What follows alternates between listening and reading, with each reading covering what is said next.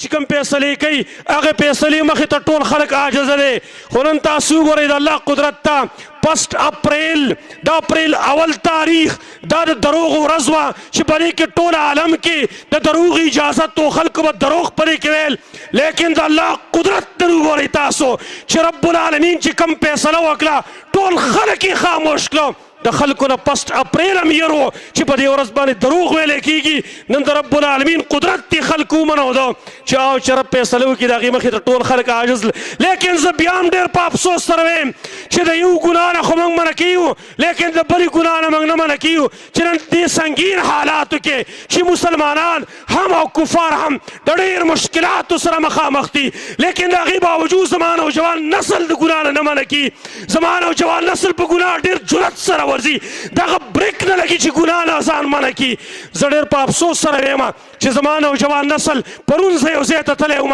هلکان چکر باندې تللی دي او زه په هغه ځای کې په خپله باندې موجود یم او داسې په اوچت اواز باندې ګانې لګېدلي زموږ په دې علاقو کې زموږ په دې پښتنو کې زموږ د دې مسلمانانو په نسل کې ای زما وروڼو چېرته لاړئ تاسو نه الله ولې یړ دی د الله نه ولې نه یېرېږئ تاسو د الله د عذاب نه ولې نه یېرېږئ نن دومره جرأت په تاسو کې پیدا شوی دی چې د الله د عذاب مخې ته هم تاسو ګناهونه کوئ تاسو کې شرم نشته دی تاسو کې حیا نشته دی تاسو د خپل الله نه یېرېږئ سړي بودانه نن ښایسته ښایسته ځوانان تاسو نن تباه او برباد کړي او خاص کر بیا یوازې ځان له خپله ګناه کول نه په ډېر اوچت اواز باندې چې نور خلک هم په ګناه کې اخته کوه زما وروڼو دا د الله په عذاب پسې مسخرې کول دي زما وروڼو توبه الله توباسي چې دا ځمکه راباندې الټه نه کړي دومره جرأت چې د عذاب مخې ته تاسو کړاګانې کوئ تاسو ګانې اورئ د الله نه نه یېرېږئ